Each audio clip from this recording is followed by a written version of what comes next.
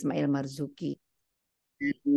Saya saksi sejarah karena saya hadir bersama anak saya keempat yang masih bayi waktu itu. Kemudian ya melihatlah bagaimana sebenarnya terjadinya bukan diskusi yang seimbang tapi pengeroyokan. Karena aktor utamanya Dr. Daud Rashid, ya, lalu ada Hidayat Nur Wahid, ada Khalil Ridwan, ada Ridwan Saidi, ya, Babe Ridwan Saidi, dan beberapa lainnya. Jadi ada Dr. Nurholis Majidnya ada. Sampai kata Daud Rashid, ini Allah yang menghadirkan Cak Nur ke sini gitu. Jadi dihadirkan untuk dibantai gitu ya. Tapi di situ saya melihat kematangan emosional yang luar biasa dari seorang Cak Nur ya, atau Dr. Nurholis Majid. Dan saya merasa waktu itu animonya memang kalau nggak kanan banget itu nggak militan. Kalau nggak kemudian Islam menggebuk semua orang yang akan merusak agama Islam ini, itu kayaknya akidahnya belum teruji gitu ya. Dan ini sebagai satu hal yang juga menurut saya melihat adalah proses pendewasaan saya gitu. Saya lebih merupakan refleksi. Jadi kemudian saya merasa saya harus dan sekarang ada di YouTube di upload 5 tahun yang lalu hanya berupa voice ya, hanya berupa suara. Ternyata saya tidak sanggup lagi mendengarkan sekarang.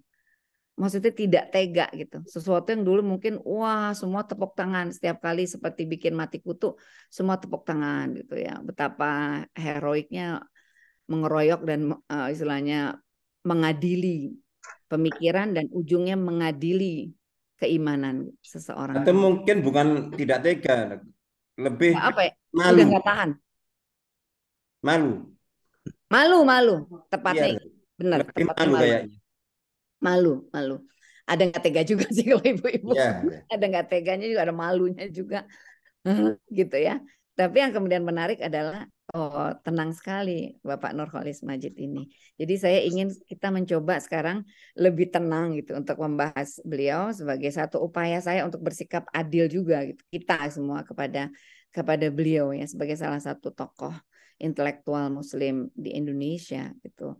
Dan kemudian juga yang saya ingin garis bawahi adalah bahwa jangan bersikap a priori ketika seseorang itu mengutarakan gagasannya dan dia bukan dari golongan kita atau ormas kita atau ya seperti itulah ya intinya. Jadi mudah-mudahan pemikiran membahas kali ini memang salah satu sesi di mata kuliah Politik Islam di program Pascasarjana FISIP UI. Jadi mungkin nanti ya kalau katakan disclaimer bahwa ketika seseorang mencoba memahami secara jernih pemikiran Nurholis Majid, bukan berarti dia harus kemudian menjadi orang yang fanatik terhadap semua gagasan Nurholis Majid, tetapi bersikap adil untuk mendengar semua gagasan itu dan mungkin oh ya semuanya sebenarnya bisa disintesakan gitu ya satu sama lain pemikiran dari tokoh-tokoh lain. Oke. Reminder tentang forum kopi hangat tadi sudah Mas Rahman, tapi saya ingatkan lagi bahwa ini memang forum yang cukup berat ya, bukan forum katakanlah kaitannya dengan kita bahas akidah bab ini itu pasti juga berat bab akidah, cuma kita benar-benar sepenuh hati lah kalau mendengar tentang kalau ini terbuka ruang untuk oh ya gitu. Kayaknya saya nggak setuju gitu. Atau oh iya iya ternyata seperti ini gitu. Karena itu kita berharap adanya keterbukaan wawasan dan ujungnya kematangan dan kedewasaan sehingga umat Islam itu menjadi kontributor yang nyata gitu buat negara dan bangsa ini. Kadang-kadang ya sedihnya adalah ketika tidak juga cukup matang dan dewasa untuk menerima pendapat yang berbeda sepanjang dia masih dalam koridor gitu, masih on the right track, cuma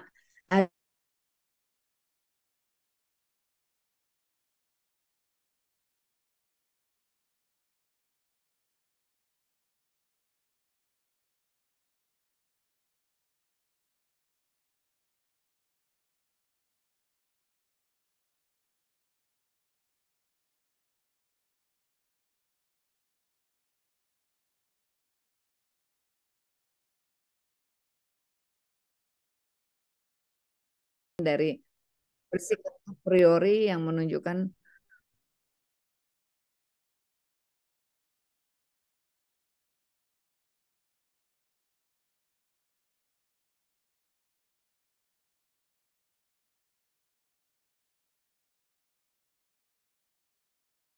gitu. Necmettin Erbakan di Turki, beliau tokoh Milli Görüş, National View, pandangan kebangsaan, itu Harokah gitu ya.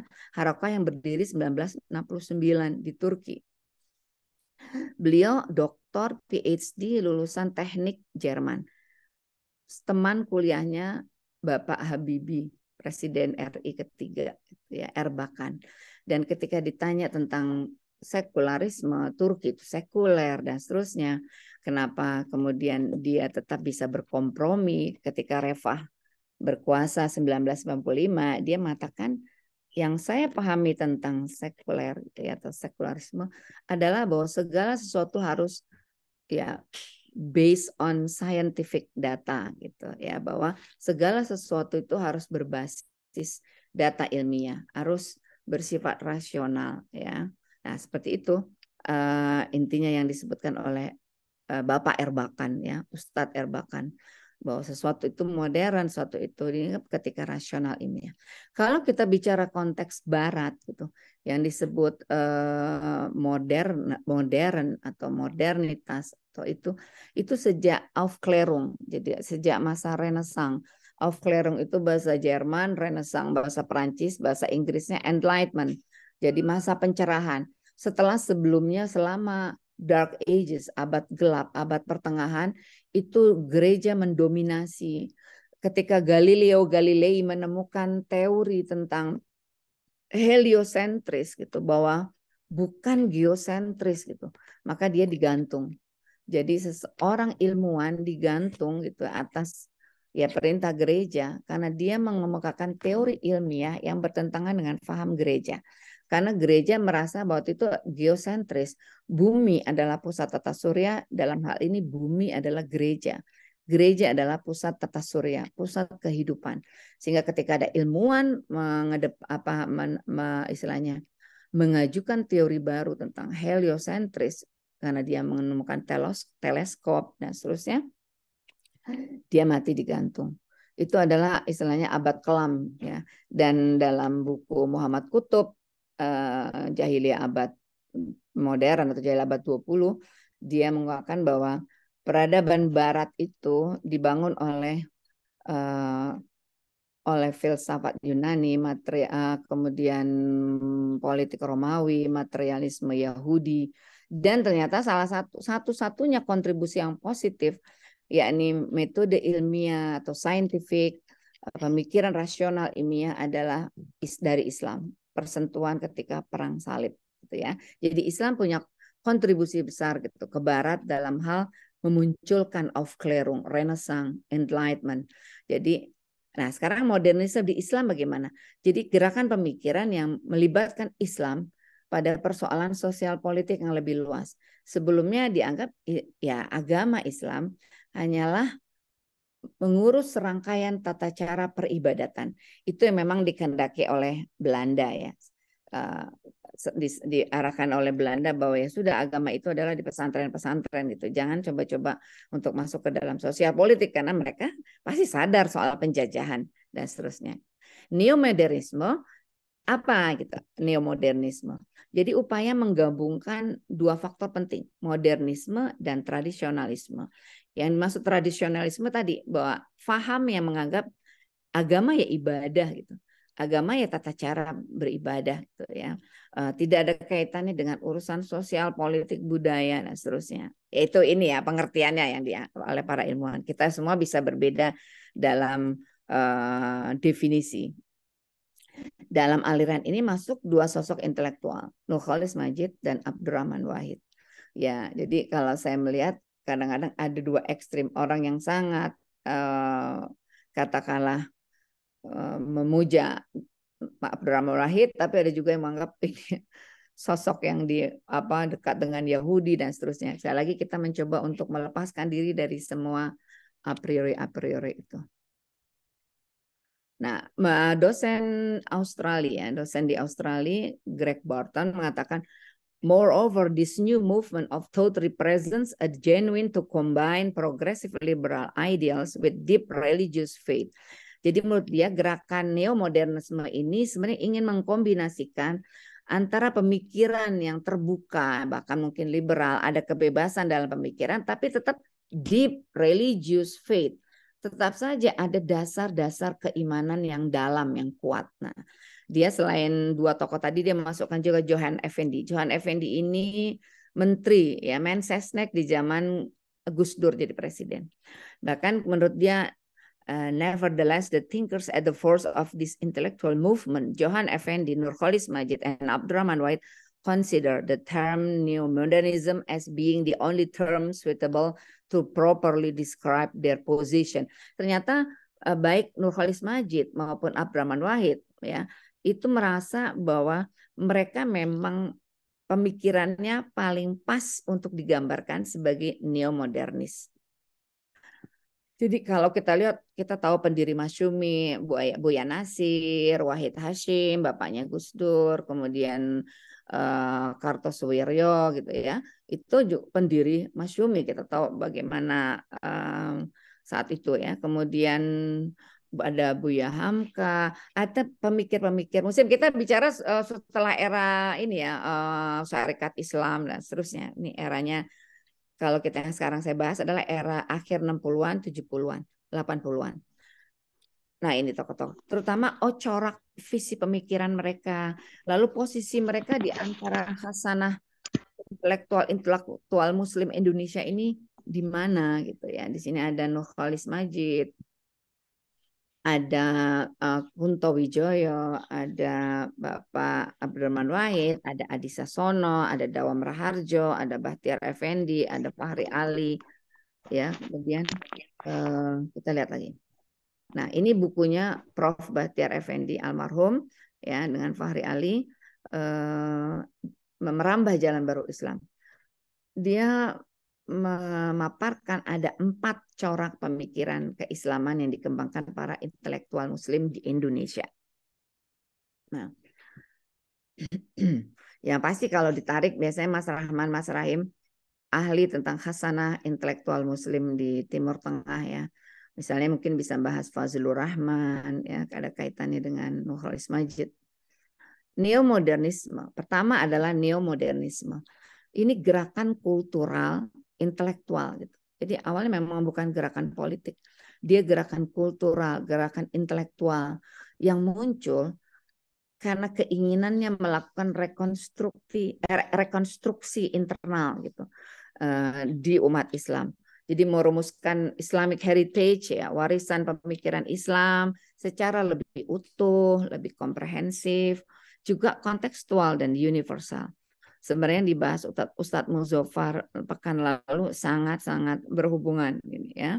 Dan juga yang dibahas Mas Rahim di sebelumnya atau Mas Rahman tentang Al-Wasatiyah. Ini semua ada kaitannya gitu ya. Cuman kadang mungkin beda ini aja pendefinisiannya atau beda judulnya saja. Neomodernisme adalah corak pemikiran ya, yang corak pemikiran ilmiah menggabungkan 2 faktor penting tadi, modernisme dan tradisionalisme. Oke. Sosialisme demokrat yang kedua, gitu, corak pemikiran Islam yang kedua. Sosialisme demokrat. Jadi gerakan Islam yang lebih memberikan stressing itu, memberikan ya titik tekan pada cita-cita keadilan sosial dan demokrasi. Jadi mereka melihat dalam konsep keadilan sosial itu ada nilai-nilai Islam, dan dalam demokrasi mereka juga merasa tentang kesetaraan, tentang keterbukaan. Itu juga sebagai unsur pokok dalam Islam. Tokohnya Muhammad Dawam Raharjo, ini kemudian Adi Sasono yang dulu pernah jadi Menteri Koperasi ya, jadi memang concernnya pada masalah ekonomi rakyat, ya, keadilan sosial. Kunto Wijoyo, ya, budayawan.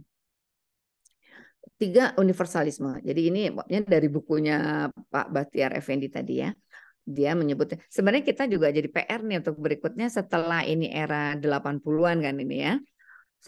Kemudian di 90-an, setelah Nurcholish Madjid dibantai di 92 misalnya gitu.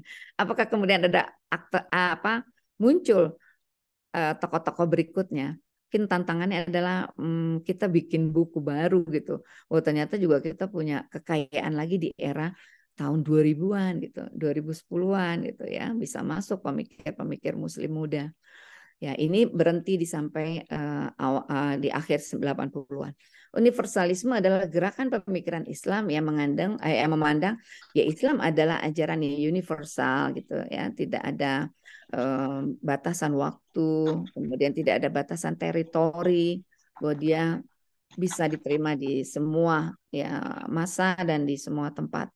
Nah, universalisme Islam menitik beratkan pada unsur-unsur utama kemanusiaan, prinsip persamaan derajat di mata hukum, perlindungan masyarakat dari kesewenang-wenangan, power abuse, ya, penjagaan hak-hak yang para mustadafin, dan seterusnya, dan seterusnya. Ya, ini kalau saya melihat sebenarnya mirip dengan, jadi dia namanya beda-beda, tapi kok ini konsepnya sama dengan post-Islamisme gitu prinsipnya. Karena ketika misalnya partai sebelumnya di Turki Reva itu bahas jargon-jargon Islam, pas masa Akparti Erdogan, dia lebih prinsipnya adalah bahwa tanggung jawab pemimpin adalah tidak ada rakyat yang menderita, tidak ada rakyat yang miskin, kayak gitu-gitu. Jadi itu ya, kalau menurut Prof. Bahtiar Effendi dan Fahri Ali itu universalisme. Jadi sebenarnya banyak definisi yang bisa jadi ini universalisme berarti ekuivalen dengan post-Islamisme. Modernisme Islam. Ya, ini Buya Syafi'i Ma'arif almarhum, juga Johan Effendi, ya ini menteri juga nih di zaman ini, ya. Nah, sebuah gerakan yang mencoba bukan memadukan, sebenarnya mendekatkan paham dari gerakan Islam ya dengan nilai-nilai modern dari Barat. Yang sebenarnya kalau dilihat sih pasti ada sebenarnya spiral of knowledge ya, ada spiral pengetahuan karena di beberapa buku ya yang lain, oh ya, Islam punya kontribusi besar dalam pemikiran Barat. Seperti Ibnu Khaldun Muqaddimah, itu beliau juga dianggap sebenarnya kontributor utama bagi pemikiran sosialisme atau pemikiran ilmu politik di Barat gitu ya. Jadi kalau misalnya contohnya bagaimana Ibnu Sina disebutnya sebagai Avesina atau Ibnu Rushd sebagai Averroes. Banyak juga kampus gitu di Barat yang bahkan menjadikan tokoh-tokoh Muslim itu sebagai ikon dari kampusnya itu, ya dengan sesuai dengan bidang ilmunya yang mereka dapat dari tokoh Muslim itu. Jadi kalau dibilang itu nilai-nilai modern dari Barat, ya Barat yang kemudian mengeksposnya sekarang. Ya kalau kita lihat Perancis terkenal dengan fraternite, egalite, liberté gitu. Islam dengan ya kita tahu apa maqasid syar'i yang sering dibahas ya. Kemudian Hifzuddin, Hifzul Aql dan seterusnya. Itu satu hal yang lebih dulu gitu. Oke, gerakan ini meninjau secara kritis konsep-konsep lama dan metode-metode fikih, lalu menggunakan pendekatan tafsir yang baru. Oke, sekarang ke Nurcholish Madjidnya. Tadi Cak Nur menurut MH Ainun Najib, ya karena dia budayawan, jadi puitis ya, dia bilang Cak Nur mengumandangkan Islam secara Indonesia dan mendendangkan Indonesia secara Islam. Ya, ia juga menjelaskan kemodernan atau modernitas dan Islam sampai tak bisa dibedakan lagi. Jadi menurut Emak ya bahwa Islam itu modern gitu. Dan modern itu adalah satu hal yang mengandung nilai-nilai Islam seperti itu. Jadi juga dia tadi Mas Rahman sudah memulai pembukaan yang bagus ya tentang relasi Islam dengan Indonesia. Jadi Indonesia itu harusnya menjadi etalase dari bagaimana mempraktekkan Islam ya, dan kemudian bagaimana menjadi cermin gitu ya dari bagaimana Islam itu menjadi rahmatan lil alamin ya. Saya coba ketika misalnya pergi haji atau apa, saya melihat orang Islam ya yang kemudian banyak dikenal di sana sebagai orang Islam yang ramah, yang friendly. Itu kalau saya dengar-dengar orang Indonesia dan orang Turki di antara. Jadi kalau Samuel Huntington mengatakan memang ada subkultur gitu tentang Islam, ada subkultur Muslimnya ya, bukan Islam. Subkultur Muslim Melayu, subkultur Muslim Arab, subkultur Muslim Turki, subkultur Muslim India, ya kalau tidak salah.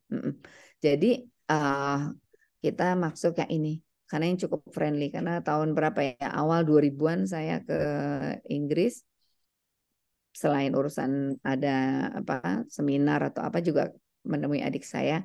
Jadi saya itu tersenyum pada orang yang pakai jilbab di jalanan atau ada atribut Islam. Terus saya bilang ke adik saya, kok saya senyum assalamualaikum nggak dijawab? Oh di sini mereka nggak akan friendly pada strangers gitu, pada orang asing. Loh padahal kan atributnya Muslim gitu. Nah seterusnya. Ya itu contoh. Jadi sebenarnya ada kelebihan umat Islam Indonesia gitu, ramah.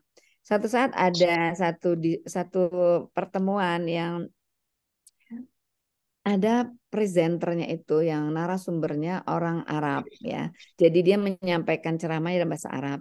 Pendengarnya itu banyak yang tidak mengerti bahasa Arab, bukan penutur bahasa Arab. Jadi mereka akan menunggu translatornya untuk menyampaikan ulang itu ceramahnya. Cuman masalahnya babnya itu pas bab hari akhirat.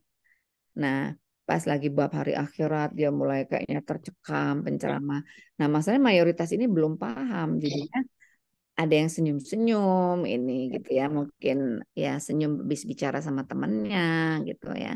Eh akhirnya penceramahnya itu gitu marah-marah gitu, marah-marah ini saya hadapi orang-orang jahiliyah atau apa gitu. Saya bicara tentang akhirat tapi tidak yang khusyuk gitu. Maka kemudian seorang ustadz ya dari Indonesia, saya menjelaskan ini smiling country gitu. Ini nggak bilang bahwa mereka nggak ngerti bahasa Arab gitu. Ini smiling country, ini negeri yang tersenyum. Bangun tidur udah lihat pohon hijau, lihat matahari. Jadi orangnya memang selalu tersenyum. Kira-kira kayak gitu ya. Padahal sebenarnya karena nggak ngerti, jadi nunggu translator ya. Oke, relasi antara Islam, kebangsaan dan modernitas selalu menjadi diskursus yang menarik. Gitu. Ya, selama ini sebagian ilmuwan Barat atau para orientalis, ya orang yang mengkhususkan belajar tentang ketimuran, termasuk Islam, mereka menganggap bahwa Islam itu face a face dengan modernitas, face a face dengan nasionalisme sekuler. Bahkan kenapa kita mendengar istilah negara-negara persemakmuran Inggris gitu? Ternyata ya karena mereka merasa mereka tuh membuat negeri jajahan itu menjadi lebih makmur, lebih beradab, lebih berbudaya dan seterusnya gitu. Ya bahkan mungkin saya pernah dengar, kalau saya salah Ustadz Muzaffar. Jadi istilah penjajahan yang harusnya mungkin istighrab ya, penghancuran yang sebagaimana qalat inal muluka idza dakhalu qaryatan afsaduha wa ja'alu a'izzata ahliha adhillah wa kadzalika yaf'alun. Surat An-Naml ayat 34 itu. Ketika Ratu Balkis bersangka buruk tentang Nabi Sulaiman gitu. Wah, kalau raja masuk ke satu negeri pasti dia membuat kerusakan dan menghinakan martabat negeri yang dikuasainya gitu. Jadi itu menjadi definisi juga tentang istilahnya penjajah imperialis gitu. Nah, cuma kemudian dibikin, wah itu sebenarnya istikmar gitu, untuk memakmurkan, untuk membudayakan dan seterusnya. Oke, jadi keberadaannya sering dianggap tadi ya antitesa satu sama lain. Gagasan Nurcholish Madjid tentang Islam, Indonesia, modernitas meruntuhkan pandangan dikotomis tersebut ya. Sebagai lokomotif pemikiran neomodernis Islam, Nurcholish Madjid ya menunjukkan bahwa Islam justru memiliki 3 karakter istimewa. Berwatak modern, berdaya kritis, dia mengoreksi gagasan modernitas. Jadi ya bukannya kemudian kan ada to adopt or to adapt gitu. To adopt itu orang mengadopsi misalnya pemikiran barat bulat-bulat. Tapi ada yang to adapt gitu. Ya, termasuk demokrasi. Bagaimana bisa diterima tapi dikontekstualisasikan gitu, diadaptasikan dengan kondisi ini atau dengan faham Indonesia. Misalnya bagaimanapun Islam nggak akan bisa menerima LGBT misalnya, mau dianggap itu HAM atau apapun. Langsung kita juga punya teori particular HAM atau universal HAM gitu. Ya, particular human rights atau universal human rights. Kalau universal human rights ya nyawa gitu ya, akal. Tapi kalau LGBT itu particular human rights, itu hanya hak asasi yang sifatnya partikular. Dia berhadapan juga dengan minoritas lainnya gitu, minoritas Islam yang anti LGBT, contoh gitu ya. Melalui 3 karakter ini Islam membantu modernitas, justru Islam yang membantu modernitas menemukan kembali visi kemanusiaan yang utuh dan menolong Indonesia untuk punya masa depan yang lebih baik. Itu dari bukunya ya. Inkompatibilitas. Jadi Islam dan Indonesia ya secara umum, sekarang kita bicara Islam dan Indonesia. Secara umum masih dianggap tidak bisa disatukan. Karena di situ kita juga melihat teori Clifford, bukunya Clifford Geertz ya tentang santri, abangan, priai gitu ya. Jadi Islamnya dibagi 2. Islam yang mungkin priai, abangan, ya abangan yang berarti Islam tapi dia abangan. Kemudian santri yang dianggap menjalankan Islam ya. Nah, jadi artinya di Indonesia walaupun mayoritas Muslim, tapi kemudian corak Muslimnya juga banyak variannya. Itu paling tidak dari bukunya Clifford Geertz itu ya penelitiannya.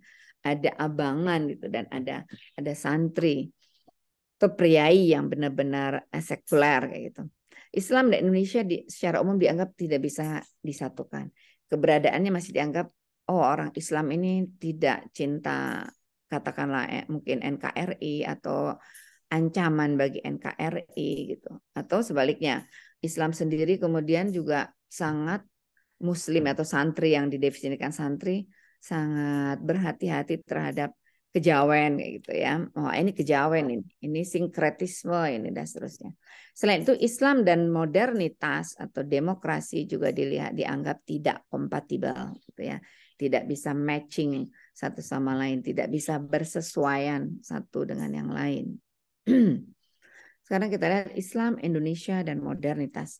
Dalam pandangan neomodernisme pemikiran Cak Nur atau Nurcholish Madjid, ketiganya Islam, Indonesia, dan modernitas itu bukan hanya kompatibel, gitu, bukan hanya bersesuaian atau matching satu sama lain, tapi bahkan Islam justru yang kemudian leading gitu, mengoreksi modernitas, memberi warna Indonesia, ya kemudian memberikan paham kemanusiaan yang utuh, lalu menunjukkan ini loh visi Islam untuk Indonesia, di antaranya visi keadilan. Kita bisa melihat periode 1 Cak Nur ini 1965 sampai 1978. Beliau itu dibesarkan dari keluarga NU ya, Nahdien seperti itu. Jadi beliau di awal-awal 65 itu banyak membahas soal Islam Indonesia, Islam Indonesia. Perlu gitu bahwa umat Islam Indonesia ini istilahnya memiliki pandangan yang lebih luas, terbuka pada dunia global dan seterusnya. Periode 2 mulai banyak bicara Islam dan modernitas gitu. Jadi kalau sebelumnya periode 1 Islam Indonesia, di periode berikutnya dia bicara Islam dan modernitas. Dia mengelaborasi ya kembali mengulas periode 1-nya bahas Islam dan Indonesia ditambah lagi dengan kemudian modernitas. Menurut beliau ya umat Islam ya paling tidak di Indonesia, kita bahas dalam konteks Indonesia. Ini sebenarnya pada saat Ustaz Muzaffar ya kemarin membahas tentang bagaimana sih peran ulama menyatukan umat segala macam gitu ya. Itu satu hal yang juga ditengarai oleh Cak Nur ya, bahwa umat Islam punya 2 masalah besar menurut dia. Satu kejumudan ya, jumud gitu arti ya kita cenderung memang enggan berpikir atau enggan juga menerima pendapat yang berbeda. Padahal ya, dan saya sendiri melihat dengan mata kepala saya sendiri ketika saya pergi haji, terjadi pertengkaran-pertengkaran yang tidak perlu ya, perbedaan. Contoh orang yang sholatnya itu kan habis takbir Allahu Akbar, itu ya, sedekap kita nyebutnya ya, bersedekap. Itu ada orang yang pahamnya kan lurus. Tapi dia mungkin kita sekarang mungkin bahasa Jakartanya atau bahasa Betawinya kayak kurang kerjaan aja gitu, kayak kurang kerjaan aja dia ngelurusin tangan orang yang lagi sholat dengan bersedekap. Sehingga terjadi pertengkaran. Orang lagi sholat tangannya dilurusin gitu. Dia merasa gak benar sholat kamu gitu. Karena kamu harusnya gak bersedekap. Terus juga tayamum. Wah, itu sampai berantemnya di bagian perempuan. Berantemnya tuh hebat sekali ya, tentang soal tayamum. Atau ketika menyentuh pada saat tawaf itu, ada laki-laki lain menyentuh istrinya, itu berantem mau tonjok-tonjokan. Akhirnya ada yang teriak salawat Allahumma sholli ala Muhammad, itu baru berhenti gitu, nggak jadi tonjok-tonjokan. Itu di tanah suci dekat Ka'bah gitu ya, tempat yang sakral, yang sangat religius gitu. Itu saja terjadi berantem seperti itu ya di Masjid Madinah Nabawi, berantem soal tayamum. Kemudian tadi orang yang sholat bersedekap tangannya dilurus-lurusin, jadinya kan langsung marah, batal sholatnya. Istilahnya, urusan apa kamu meluruskan? Ya sama seperti misalnya mungkin kita melihat bagaimana perlakuan di kita di Indonesia terhadap anjing. Di Turki anjing-anjing jalanan, kucing-kucing jalanan hidup damai, gemuk-gemuk gitu ya, terjamin. Ya kalau di sini kan anjing itu dianggap, nih penyakit ini nih anjing gila nih gitu ya, atau apa, masa najis-najis kayak gitu. Ya itu contoh. Bagi warna Islam itu sebenarnya kalau kita melihat negeri-negeri lain, oh iya ya, beragam ya. Memang ada subkultur itu Muslim mana dan mazhab yang dipakai kayak gitu. Jadi menurut dia Islam itu sekarang memfosil gitu, memfosil itu jadi fosil gitu. Kenapa? Ya jumut gitu, kehilangan dinamika, tidak siap untuk melihat orang yang berbeda pendapat atau berbeda pandangan. Nah, ditambah lagi kritikan dia yang terutama nih, makanya dia menjadi punya musuh waktu itu kan cuma ada 3 partai, Golkar, PDI, P3 gitu ya. Dan saya juga ketika di SMA mulai memilih gitu ya, memulai pemilu. Waktu itu ya yang muslim pasti P3 gitu. Dan kalau nggak P3 berarti dia itu bukan muslim yang baik gitu. Bahkan apa murtad ini orang ya karena nggak milih partai Islam. Itu tahun 19 berapa tuh pemilu 80 awal ya, 81 atau 82. Jadi oh begitu gitu, harus pilih partai Islam kalau kamu beriman. Tapi menurut Gholis Majid, partai Islam menurut dia tidak berhasil membangun image positif, citra positif atau citra yang simpatik gitu ya. Bahkan image yang sebaliknya gitu. Menurut dia, oh terjadi juga loh korupsi gitu dan seterusnya ya. Oke. Nah, beliau menegaskan juga perlu adanya keterbukaan pemikiran. Ini Mbak Mariam komen nih, ingat zaman dulu kuliah di UIN. Wah dulu para aktivis ya pergerakan Islam di kampus-kampus ini nganggap UIN itu sesat itu.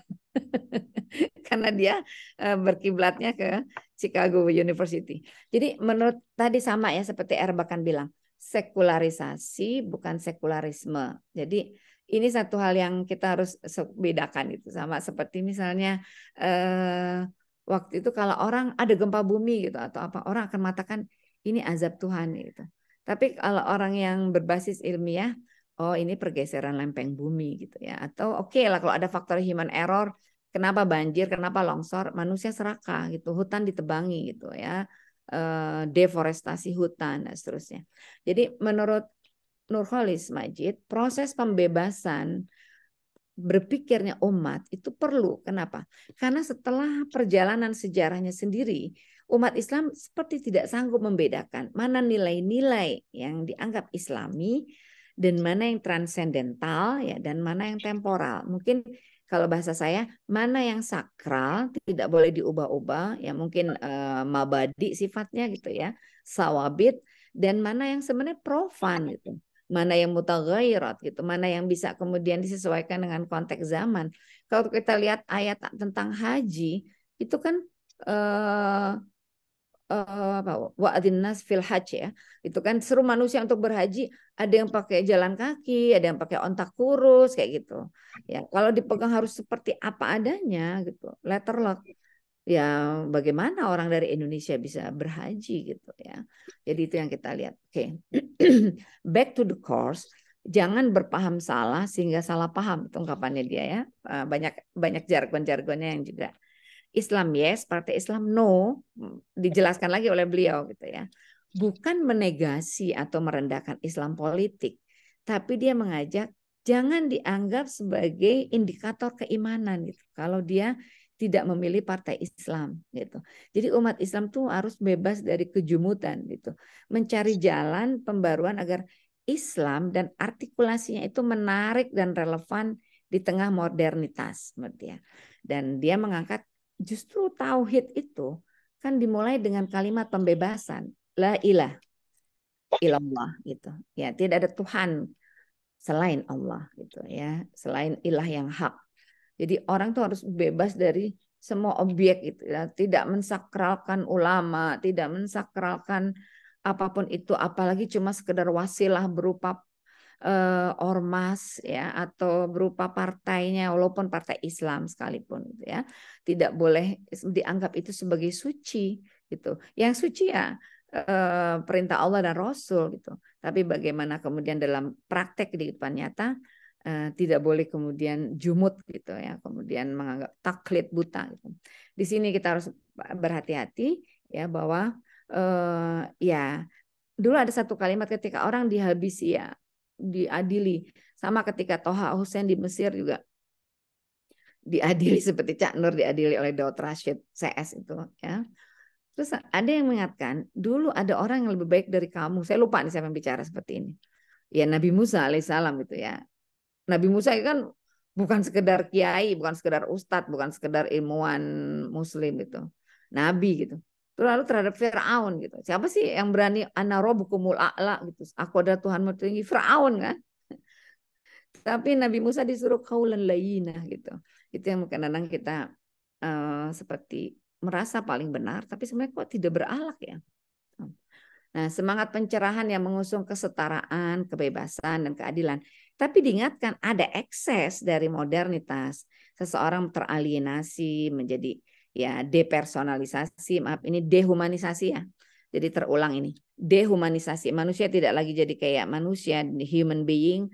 Kemudian Islam itu modern ditunjukkan dengan Nabi Muhammad sudah punya piagam Madinah, konstitusi Madinah, dan ilmuwan-ilmuwan Barat mengakui kontribusi pemikiran-pemikir Muslim ya, Ibnu Rus, Ibnu Sina, kemudian Ibnu Khaldun gitu. Islam mendasari dan melengkapi modernitas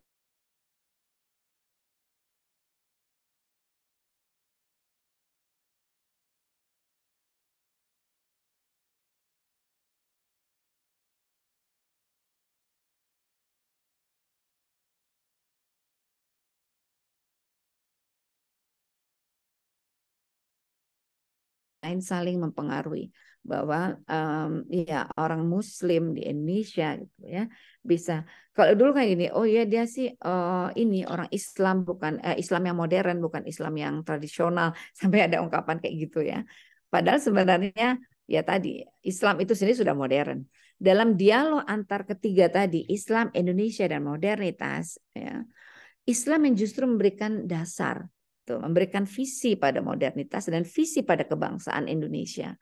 Jadi menurut Cak Nur bukannya kompatibel, Islam leading gitu ya. Nilai-nilai Islam telah mendominasi dan berperan besar dalam mewarnai perjalanan negara kesatuan Republik Indonesia yang modern. Jadi Nur Khalis Majid melakukan sintesa terhadap Islam, Indonesia, dan modernitas. Sehingga ketiganya tidak selalu dilihat sebagai antitesis satu sama lain. Nah, jadi yang menjadi masalah kalau saya tapi nggak setuju dengan pemikiran Nur Khalis Majid. Ya nggak apa-apa juga. Berarti pemikiran Nur Khalis Majid menjadi tesis.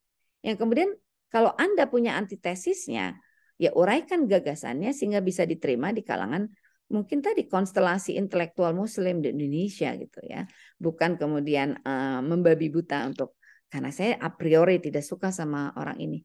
Dulu orang untuk bisa menyekolahkan anak di Paramadina didirikan Nur Khalis Majid apalagi anaknya orang pergerakan itu kayaknya wah apa ini orang udah keluar gitu dari tapi anak saya putri saya kuliah di Paramadina di HI Paramadina jadi suatu hal yang dulu nggak kepikir gitu kalau orang mau nyekolin anak di Paramadina itu sekolahnya Nur Khalis Majid gitu ya dulu rektornya salah satunya misalnya ya nggak usah dibahas deh nanti ke arah politik ya oke tantangan pemikiran Nur Khalis itu khas kelompok modern bergerak dari kelas menengah.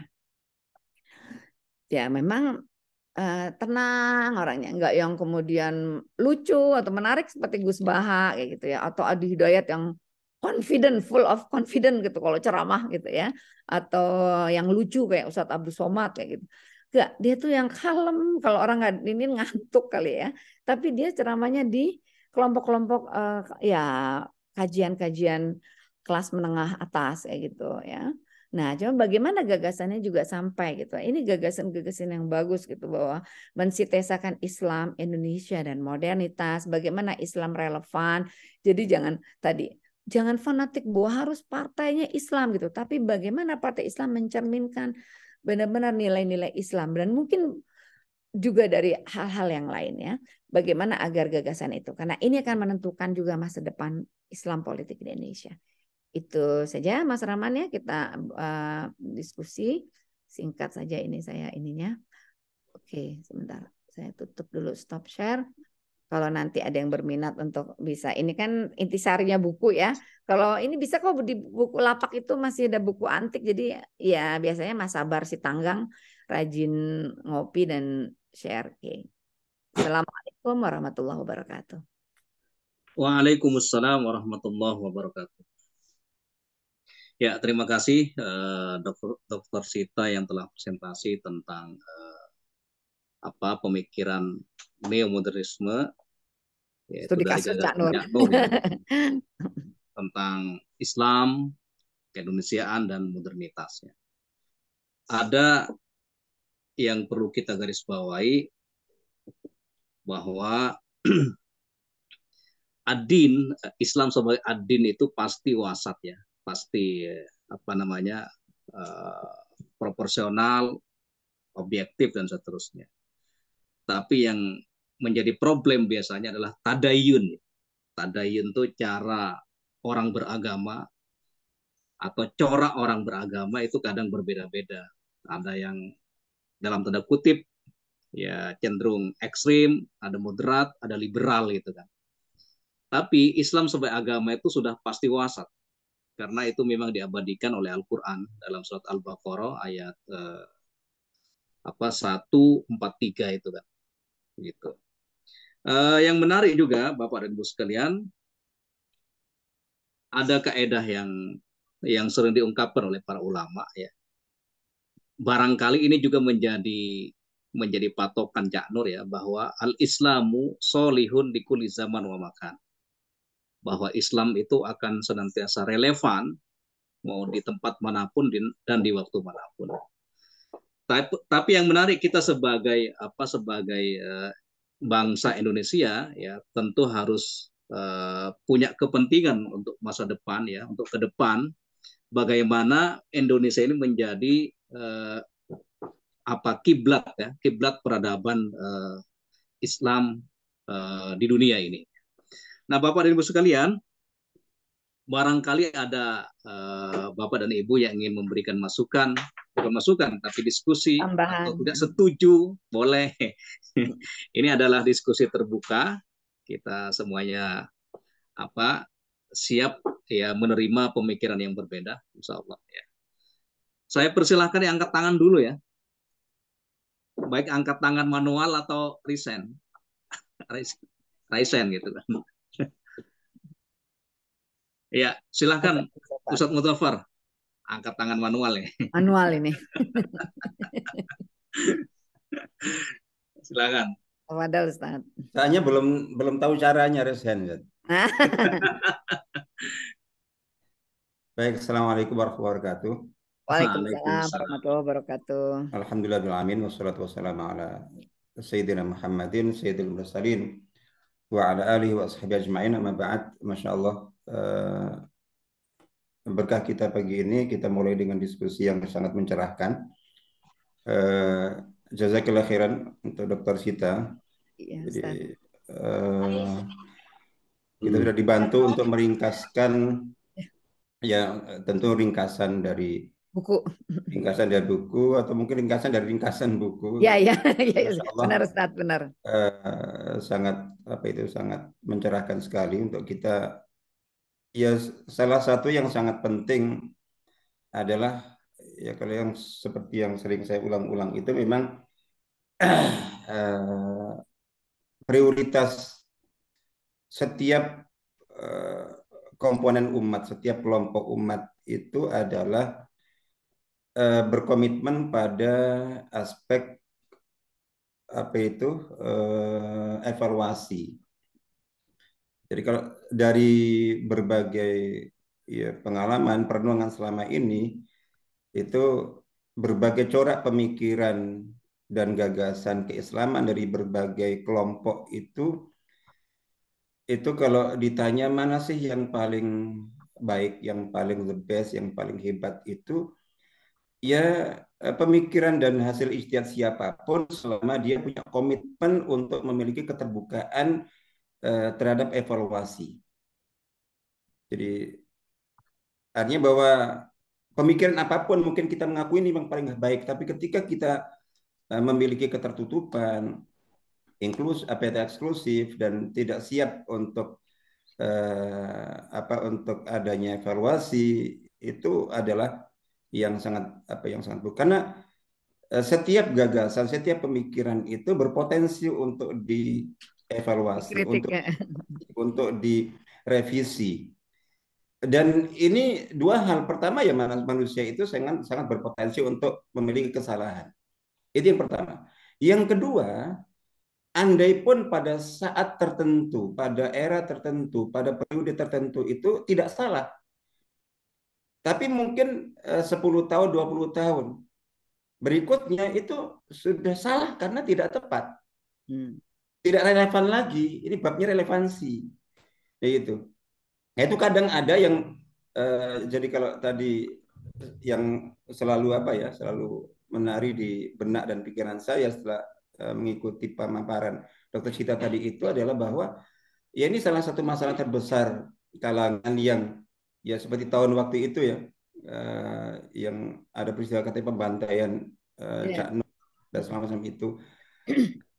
Itu kalau kita sekarang dengan pola pikir yang lebih modern, yang lebih progresif, lebih terbuka, itu tadi kalau Dokter Sita membahasakan tadi tidak tega, saya lebih ke malu sebenarnya. Malu ya. Lebih ke malu. Artinya malu ketika kita itu saat itu berada di soft yang dibahasakan para pembantai itu. Ya, betul betul. Jadi ada sisi itu. Nah, itu salah satu sebabnya adalah karena tadi ini gagasan, pemikiran, ini yang kan ijtihad kan. Kalau ijtihad para ulama mujtahid besar sekelas Imam Abu Hanifah, Imam Malik, Imam Syafi'i, Imam Ahmad bin Hanbal saja, itu bahkan ijtihadnya para sahabat. Itu seperti kata Imam Malik rahimahullah, ma min ahadin illa wa yuqbal qawluhu aw yurad. Atau kama qala. Jadi kata-kata siapapun, pendapat siapapun, pemikiran siapapun itu berpotensi untuk bisa diterima atau ditolak. Illa sahib hadzal qabr. Waktu itu beliau sedang dekat makam kanjeng Nabi Muhammad SAW. Dikatakan kecuali kata-kata penghuni makam ini. Hanya ini yang kata-katanya maksum. Nah, kata-kata sahib hadzal qabr yang maksum itu pun saya sudah pernah nulis, artinya bahwa yang maksum dari sabda Nabi, kata-kata Nabi dan sikap Nabi itu yang mana? Itu nggak semua juga. Yang bermuatan wahyu, yang masuk dalam din dan semacam itu terus kemudian ada yang memutlakkan dan membakukan, mentawabitkan ijtihad, membakukan ijtihad. Jadi babnya di sini. Nah, kalau kita perhatikan berbagai diskusi perdebatan, polemik seputar antara kelompok-kelompok hasil ijtihad pemikiran itu kan umumnya. Jadi yang kita yakini mutlak ketika seseorang memiliki pemikiran dan itu dihukumi menyimpang adalah ketika menyentuh usul yang sabitah, memang betul-betul baku. Rukun iman, rukun Islam dikurangi, ditambah, diganti, gitu, baku. Nah, kalau kita perhatikan perdebatan pemikiran gagasan selama ini antar kelompok-kelompok itu kan konteksnya adalah umumnya itu dalam rangka untuk pertama bagaimana sih kita menjembatani.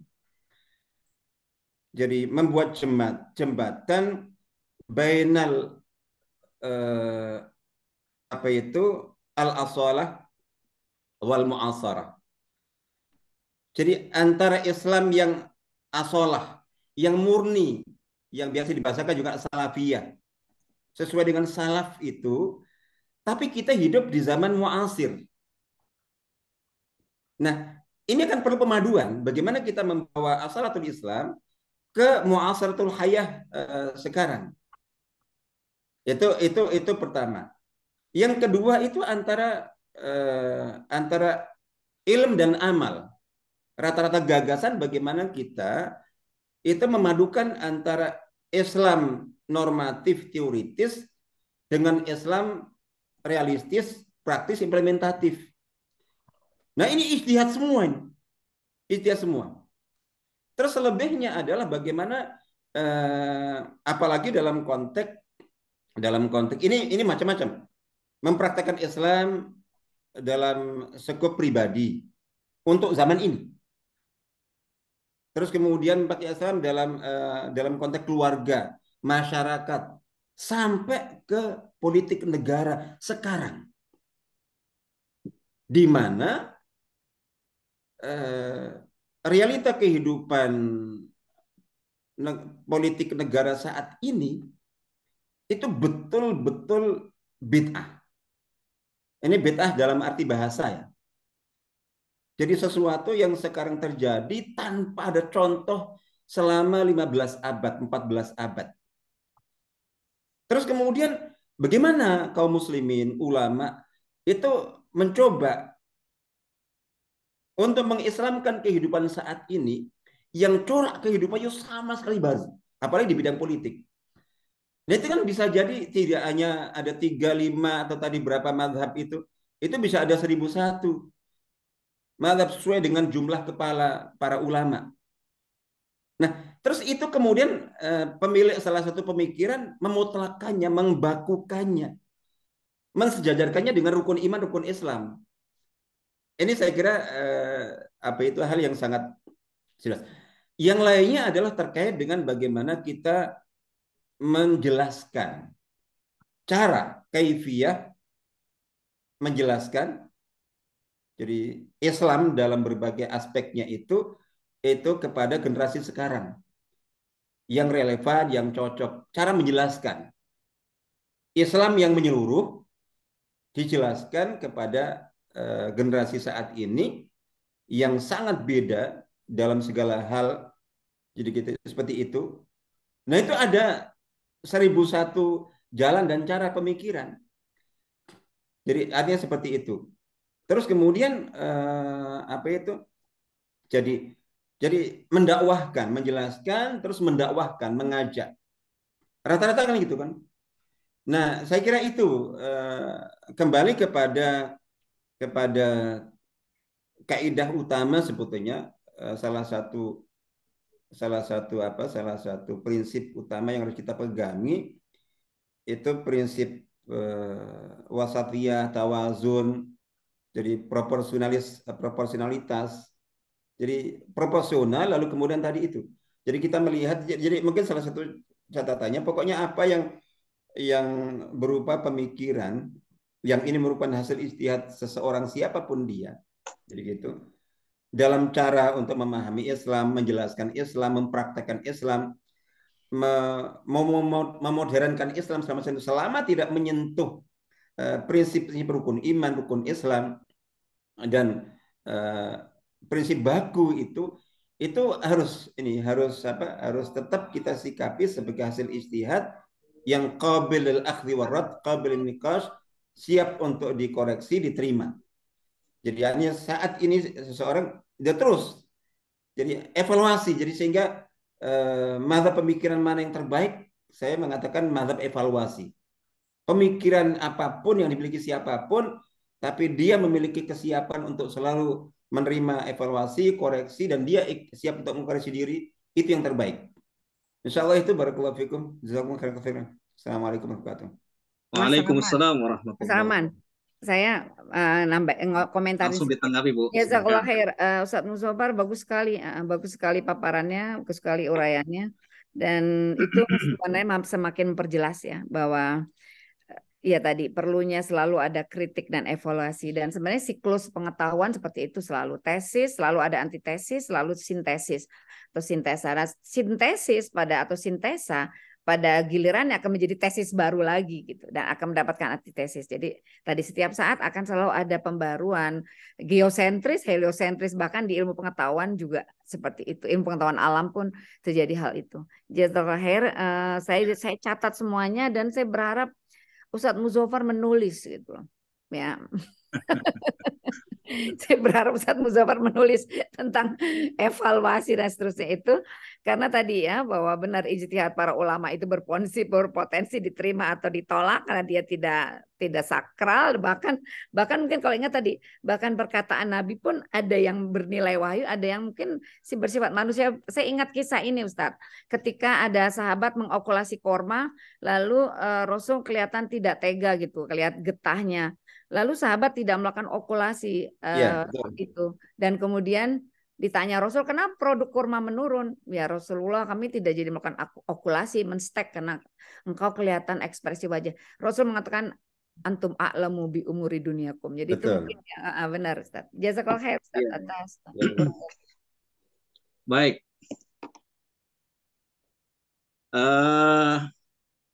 Sudah ada yang angkat tangan lagi nih ya. Dr. Abdurrahim. Mas Dr. Abdurrahim. Masih ya, saya penasaran ya, Ustadz Muzaffar tulis buku. Di sini ada Ya. ghostwriter Yusuf Insya Allah Maulana. kita tunggu Bu. Kita Yusuf Maulana. launching di Jakarta nanti. Sip. Selanjutnya Dr. Abdurrahim saya persilahkan untuk memberikan tanggapan ya. Ilmuwan, Silakan. ilmuwan muda. Assalamualaikum warahmatullahi wabarakatuh. Waalaikumsalam. Waalaikumsalam. Terima kasih Ustadz Rahman, Dr. Rahman, Ustadzah Sita Resmi, Dr. Sita Resmi, Ustadz Ahmad Muzaffar. Terus terang saya dulu sebenarnya waktu di pesantren pengagum Nurkhalis Majid. Wah. Kemudian langka. setelah di Libya berubah aliran. Tapi jadi ada kelasnya. Saya coba baca-baca tadi belum lama ya dari kemarin. Kemarin saya minta referensi dari Mas Yusuf. Ya, saya coba menganalisa tentang neomodernisme ya. Ini beberapa hari pada waktu lalu sempat diskusi-diskusi dan kawan tentang kontekstualisasi. Jadi ternyata ketika kita bicara tentang kontekstualisasi, ketemu dengan misalnya Nurkhalis Majid, ya kita membahas tentang Nurkhalis Majid ini dari sisi konsep, bukan produk ijtihadnya, tetapi metodologinya. Ini akan ketemu dengan mazhabnya Fazlur Rahman. Fazlur Rahman ini memiliki banyak murid yang terutama di kawasan Asia Tenggara ya. Ada Amin Rais, ada kemudian juga Safi Ma'arif. Kemudian termasuk muridnya yang berbeda yang di Malaysia yang sekarang di UTM namanya, saya lupa itu kalau nggak salah, yang menjadi rekan dari yang saat ini yang dulu Daud di Istak. Wan Daud kalau nggak salah. Wan Daud. Itu sama-sama adalah dari guru yang sama tetapi kemudian menghasilkan murid-murid yang berbeda. Tetapi rata-rata yang di Indonesia itu masih membawa metodologi ijtihad yang dipakai oleh Fazlur Rahman. Nah, neomodernisme ini kalau kita lihat di kawasan Timur Tengah, nanti misalnya kayak ada Nasr Abu Zaid dan seterusnya. Hanya saja yang di Timur Tengah ini yang mereka berasal di negara mazhab politiknya adalah sosialis, maka berpengaruh juga di dalam pendekatan produk ijtihadnya. Nah, saya coba baca di beberapa bagian dari tulisan Nurkhalis Majid yang tadi menjadi amal kamilahnya. Memang saya menemukan bahwa secara umum beliau itu pertama juga mengajak kepada kembali ke Quran dan Sunnah. Ini jadi kita bicara titik temu yang sama ya. mengajak kembali kepada Al-Quran dan Sunnah karena beliau sangat dekat dengan mengkaji pandangannya Ibnu Taimiyah. Paling tidak ketika seorang mengkaji itu sedikit banyak akan terpengaruh dengan pandangan Ibnu Taimiyah. Dan memang kalau kita lihat Ibnu Taimiyah itu sosok yang sangat rasional, sehingga mungkin ketika dia menganut paham yang dibawa oleh Fazlur Rahman yang neomodernisme yang kemudian membawa konsep rasionalisasi, kemudian modernisasi, itu ketemu dengan beberapa titik pandangan yang dibawa oleh Ibnu Taimiyah meskipun akan ada perbedaan-perbedaan dalam beberapa hal. Begitu juga ketika beliau menyampaikan tentang perbedaan antara sekularisasi dengan sekulerisme ya. Itu sebenarnya sama dengan ide yang dibawa juga oleh karya As-Siyasah, saya lupa kok, antara Ad-Din wa Siyasah Tamyizun la Fasl. Karyanya siapa Ustaz Rahman itu? Sa'aduddin Utsman. Sa'aduddin Utsman, beliau memiliki buku judulnya Ad-Din wa Siyasah Tamyizun la Fasl. Jadi agama dan siasah itu harus dibedakan ruang lingkupnya tetapi tidak dipisahkan.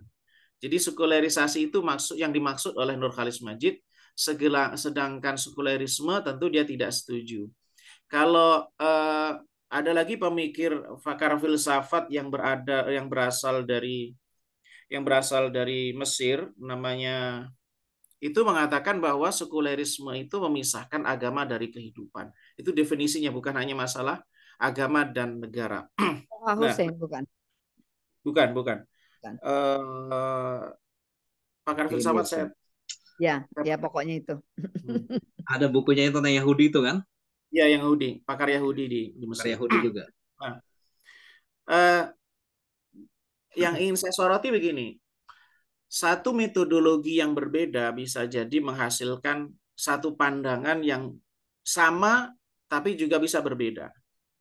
Nah, mungkin sedikit kritik.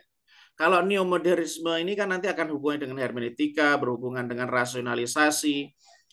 Ini secara metodologi berpikir yang dipakai oleh Fazlur Rahman dan kawan-kawan. Yang kalau dalam kontekstualisasi, dia itu menggunakan metode namanya double track. Double movement, ini seringkali dipakai oleh teman-teman di UIN mungkin mengenal. Dua gerakan. Pertama, gerakan itu memahami konteks ayat bagaimana yang realita. Ketika ayat itu diturunkan, hadis itu disampaikan di suatu masa, itu bagaimana konteksnya, lalu kemudian itu gerakan yang pertama. Gerakan yang kedua adalah mengkontekstualisasi konteks yang ada di masa lalu dengan konteks sekarang. Jadi double movement itu teori yang dipakai oleh Fazlur Rahman. Namun kritiknya adalah kalau kita melihat ini, teori ini sifatnya jumping. Jadi kalau jumping itu lompat. Jadi kalau ulama klasik ini juga menggunakan konsep kontekstualisasi. Jadi ayat itu ketika mau diterapkan kan dikontekstualisasi. Kalau ulama sekarang namanya fiqhul waqi'. Fiqhul waqi'.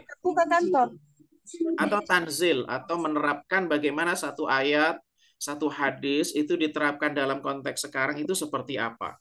Hanya saja kalau proses ulama-ulama terdahulu itu memiliki metode yang sangat-sangat ketat. Mulai bagaimana mengambil maqasidnya, kalau yang pendekatan maqasid syariah ya, kalau double movement ini hanya dilihat konteksnya, konteks budaya, sosialnya seperti apa, lalu dibawa dalam konteks sosial budaya seperti kita saat ini. Misalnya, tidak asing kalau kemudian ada pandangan bahwa masalah aurat itu adalah pakaian kepantasan. Karena pakaian yang dipakai oleh masyarakat Arab misalnya dulu memakai niqab dan seterusnya itu pakaian yang pantas di masa waktu itu. Tapi konteks sekarang kan pantasnya berbeda sehingga jilbab itu tidak wajib. Ini bisa jadi memunculkan relativisme semacam itu ketika kontekstualisasi tetapi tidak memiliki metodologi yang ketat. Nah, kalau ulama misalnya ketika dia mengkaji tentang maqasid syariah misalnya, untuk cara menarik nilai-nilai, value-value dari satu ayat itu ada metodologinya. Mungkin ini ada metodologinya. Metodologinya itu harus dikritik, diuji, kemudian sehingga benarkah ketika seseorang itu misalnya mau narik jilbab ini, kita kira tentang syariat tentang hijab, syariat tentang potong tangan, syariat tentang misalnya peperangan misalnya. Ketika mau ditarik value-nya apa, nilainya apa untuk diterapkan, itu ada metodologi yang sangat ketat. Nah, di dalam double movement ini tidak menggunakan teori yang sangat ketat dalam masalah ini.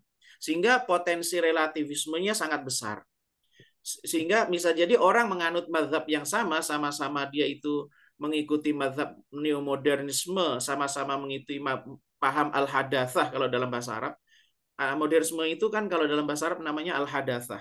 Nah, maka ada potensi relatif di situ, tetapi kaidah yang dipakai adalah rasionalitas. Nah, karena dia mengagungkan rasionalitas yang sangat tinggi, maka kemudian potensi-potensi pemaksaan satu ayat dengan rasio itu potensinya besar. Jadi nanti kalau ada ayat yang bertentangan dengan rasio, maka dicari justifikasinya secara rasional seperti apa. Misalnya ayat-ayat riba, kalau bunga bank itu tidak lagi haram misalnya dengan pendekatan itu karena konteksnya adalah kezaliman. Sedangkan bunga bank tidak zalim, misalnya dalam pandangan rasionalis semacam itu. Misalnya satu pandangan sama, misalnya bunga bank bukan riba. Orang yang mengikuti mazhab neomodernisme memandang demikian, tapi ternyata ulama yang berpegang teguh dengan mazhab Syafi'i yang dia taklid maksudnya dengan mazhab Syafi'i tertentu, bisa katakan bunga bank bukan riba. Hasilnya bisa jadi sama, metodologinya berbeda. Nah, Nurcholish Madjid ini mazhab metodologinya pakai itu, tetapi misalnya kita bisa jadi sama ditemu di dalam satu pandangan, tetapi mungkin ada perbedaan di sisi metodologi. Kemudian yang berikutnya, kalau di beberapa catatan penting di karya Nurcholish Madjid ini lebih cenderung pada hal yang sifatnya umum, general ya, universal dan seterusnya. Saya rasa ini banyak titik temu dalam hal-hal universal. Mungkin dalam konteks teknis itu mungkin yang akan terjadi perbedaan-perbedaan. Nah, sekarang muncul lagi mazhab yang namanya ma ba'dal hadatsah. Jadi respon dari neomodernisme muncul gerakan postmodernisme. Nah, ini mungkin yang lebih paham Pak Gunawan. Jadi sebenarnya ini satu tabiat yang biasa. Jadi ada satu mazhab kemudian nanti perlawanan. Kalau modernisme adalah sangat rasional, kalau kemudian postmodernisme sangat relatif. Wallahu a'lam bishawab. Luar biasa ini Terima kasih. Abdurrahim nih. Menurut saya memang apa yang disampaikan oleh Ya, Bu. Udah langsung aja dikit deh, langsung nominating. Jadi nggak usah Mas Rahim. Kalau saya melihat ada blessing juga, ada hikmahnya juga terjadi tanduk pembantaian Desember 1992. Sebenarnya perlu ada periode ketiga Nurcholish Madjid gitu. Ketika dia kemudian juga menyampaikan apresiasi juga pada Partai Islam. Sebelum kan Islam yes, Partai Islam no dan seterusnya. Jadi dalam perkembangan di akhir-akhir kehidupannya gitu, paling tidak 10 tahun terakhir kehidupannya, juga pendulumnya juga mulai bergeser gitu. Jadi tadi ya bahwa beliau juga pernah terpengaruh Ibnu Taimiyah begitu, ini di pemikiran awal dia benar-benar sangat kental gitu Islamnya. Nah kemudian ternyata pendulumnya kembali seperti itu. Oke, Mas Abdurrahim itu luar biasa tadi masukannya. Oke, terima kasih Dr. Abdurrahim, Dr. Sita. Selanjutnya saya beri kesempatan Pak Yahya nih. Udah jam 7. Udah jam 7 ya? Iya. Ya, terakhir ya, dua terakhir ya Pak Miswan sama terakhir nanti ada Yahya. Ya Bunda, terima kasih pemaparannya. Ya Bu Yahya. Saya hanya mohon pencerahan. Saya bukan anti tentang konsep-konsep. Saya ingin yang proporsional antara membicarakan macam-macam konsep yang pada aplikasinya belum terrealisir. Contohnya, soal riba tadi. Kita banyak teori riba, tapi tidak bisa menghentikan pinjaman online. Tidak bisa membantu ibu yang kekurangan biaya untuk sekolah anaknya. Kita kebanyakan agama didiskusikan, tapi kita kurang mengamalkan agama itu sendiri. Kita kalah dengan Jepang, yang kitab sucinya bukan Al-Quran, yang Allahnya bukan yang Maha Esa, yang Rasulullahnya bukan Muhammad, tapi dia jujur, mereka disiplin. nggak terlalu banyak juga membicarakan tentang konsep-konsep yang teoritis, tapi lebih banyak kepada kerja nyata. Nah, ini Ya. saya ingin konsep kita Indonesia ini, tunggu sebentar, tentang tadi apa narkoba. Narkoba di kita sampai ditransaksikan di Polres.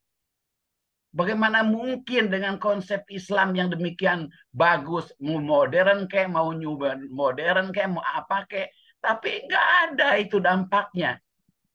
Malah seolah-olah kontraproduktif dengan di lapangan itu kenyataannya. Saya ingin ke depan itu 20 tahun 30 ke depan capek kita terus-terusan begini, bagaimana jangan terlalu banyak konsep yang teoritis konseptual, tapi yang benar-benar agama ini bukan hanya Ya, Pak didiskusikan Yahya. tapi diamalkan. Demikian, terima kasih. Mantap. Makasih Bu Yahya udah memberikan ini apa warning. Jangan diskusi melulu nih kopi hangat. Ayo ngadain gerakan konkret, setuju Bang. Saya pernah menjadi dosen agama Islam juga di STEKPI Kalibata dan juga di FEUI 7 tahun ya waktu itu. Terus berhenti karena saya harus ngajar, harus kuliah lagi S3. Dan itu memang perlu gitu mata kuliah agama Islam itu diisi orang-orang yang kemudian memberi bekalan kepada para mahasiswa ketika mereka menjadi ilmuwan atau teknokrat, punya ya keimanan yang baik, kemudian keinginan untuk menjalankan Islam secara baik. Tadi menurut Pak ya, kadang-kadang emang begini Pak ya, kok di Bali ini ya kalau ada pencuri banyak kan Muslim ya di penjara. Ini orang Bali membahas nih Pak Gunawan, bener Pak nggak nih Ahwat Bali cerita sama saya. Sementara kalau misalnya itu di Cipinang, oke lah memang banyak Muslim. Tapi di sana kan minoritas. Ternyata orang Bali itu takut sama hukum karma gitu. Kalau dia mencuri nanti di kehidupan lagi lahir jadi monyet atau jadi babi gitu. Nah itu kan paham yang jelas kita lihat bukan dinul hak ya. Tetapi kok punya efek yang ini. Nah itu tantangannya mungkin bagaimana keimanan itu terimplementasikan dalam kehidupan. Jazakallah, Bu Yahya. Ya, baik. Nanti saya tanggapi Pak ya di akhir. Oke, lanjut ini nggak Pak apa-apa Miswan. kita tambah ya 1/4 lah, 10 menit atau 1/4 lagi nih, biar nggak tertahan kan. Selanjutnya Pak Miswan, setelah itu Pak Ja'far. Ya, apa-apa. Silakan Pak Miswan.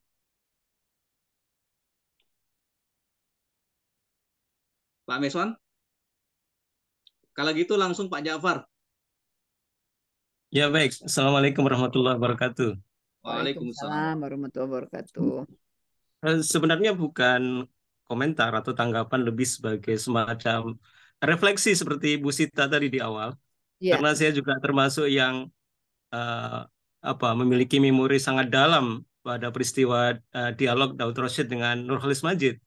Dan tadi iya betul, sangat dalam sekali karena posisi saya waktu itu adalah sebagai sebagai mutarobi yang kemudian berlaku sangat jumud terhadap pemikiran-pemikiran yang berbeda, sehingga ini sangat menarik dan saya bersyukur karena di tahun 2010 saya berkesempatan untuk kuliah lagi di S2 di Brawijaya. Kebetulan jurusannya administrasi negara dan di situ saya banyak belajar tentang hal baru yang kesimpulannya bahwa ilmu itu tidak tunggal, ilmu itu tidak satu, bahwa kebenaran itu tunggal iya, tetapi bagaimana mencari kebenaran itu caranya banyak.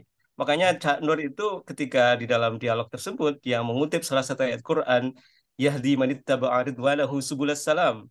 Orang kemudian memilih jalur fikih, ada yang memilih jalur misalnya lebih kepada falsafah dan lain-lain. Itu yang dibantai itu sebuah salam sama Daud Rashid. Sebenarnya saya nanti di ujung akan tanya ke Ustaz Mudofar, tapi sebelum itu izinkan masih soal refleksi dulu ya. Jadi saya mengagumi, belakangan saya tadi terserang saya membuka kembali rekaman itu di YouTube dan betapa sangat dewasanya, betul kata Bu Sita, beliau ini Cak Nur ini, karena menggambarkan satu kematangan intelektualnya saya rasa. Jadi meskipun dibantai seperti itu, dia datang untuk mencari kebenaran. Saya ke sini datang untuk benar-benar ingin belajar.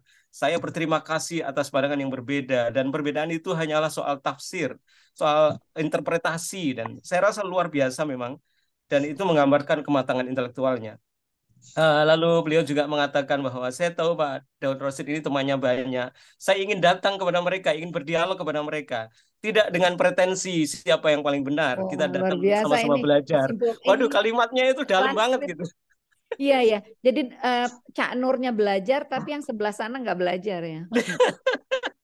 Jadi kita datang untuk Islam. Maksudnya Islam mencari kebenaran. Subhanallah. Jadi luar biasa. Dan beliau sebagai intelektual ingin mengingatkan bahwa kita ini sebenarnya rugi kalau tidak memahami khasanah intelektual yang sangat banyak sekali di dunia Islam ini.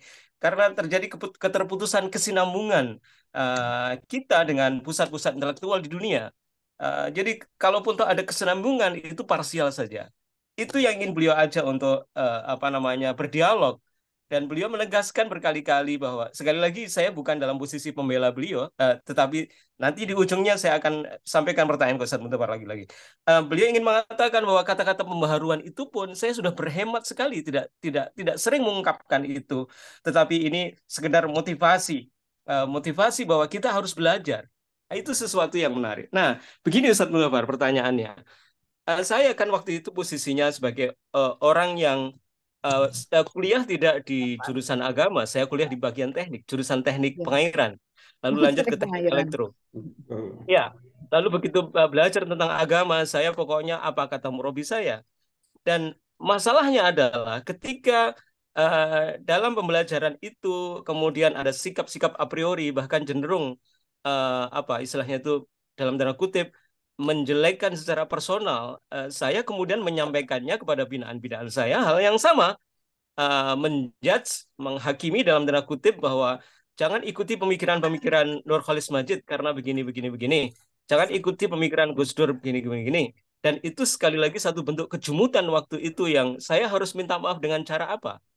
Nah, itu jadi kalau ini sebuah kesalahan besar di dalam apa proses pembelajaran dan kesalahannya adalah menyampaikan kembali dengan kesalahan yang seperti itu kan sebuah dosa gitu. Lalu bagaimana caranya meminta maaf gitu, Ustaz Muntawar? Terima kasih. Atas dosa Assalamualaikum. kolektif ya. Istighfar Nah bareng-bareng. itu. Iya, Iya, istighfar masalahnya nasional. kita nyampaikannya ke banyak orang. Binaan saya Iya, banyak, betul. mohon maaf. Jadi dan mereka Makanya mungkin percaya dengan kata-kata saya, padahal itu Betul. kata-kata kebodohan.